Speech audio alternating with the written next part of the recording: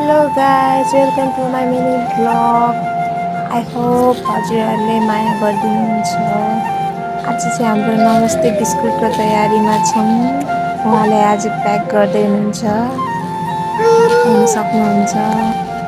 एक चांद है और एक तू दोनों हुबहू कैसे भला र आज चाहिँ हामी नमस्ते बिस्कुट कसरी बनाइन्छ त्यो देखाउन गइरहेका छौँ।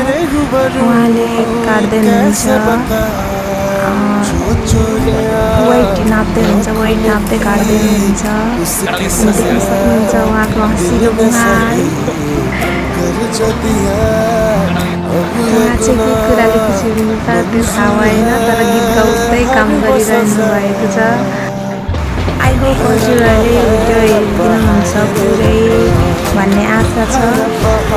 उहाँहरूको पनि एउटा सानो इच्छा आफ्नो कामहरू अघि बढाउने, दुनियाँलाई देखाउने अलिकति सानो इच्छा भएकोले भिडियो बनाउनु गइरहेको छौँ हामी पनि। जस्तै कि मिनी भ्लग जस्तै बनाउन चाहिरहेको छौँ हामी पनि। हजुरहरूले दिनु रुचाइदिनु होला।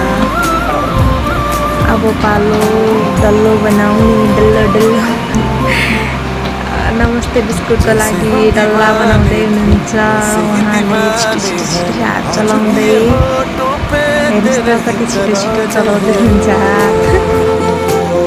मैले चाहिँ कहिले पनि यसरी बोलेर भिडियो बनाएको थिइनँ, यही फर्स्ट टाइम बनाएको। त्यसैले हल्का लाज लागिरहेछ बोल्नुलाई पनि। अब दाइ हस्बेन्डहरूको पुरा अब हल्का हामी पनि आफ्नो बिजनेस अगाडि बढाऊँ भन्ने चाहना। त्यसैले म पनि बोलिरहेको छु, सपोर्ट दिइरहेको छु मैले पनि, र हजुरहरूले पनि सपोर्ट दिनु होला।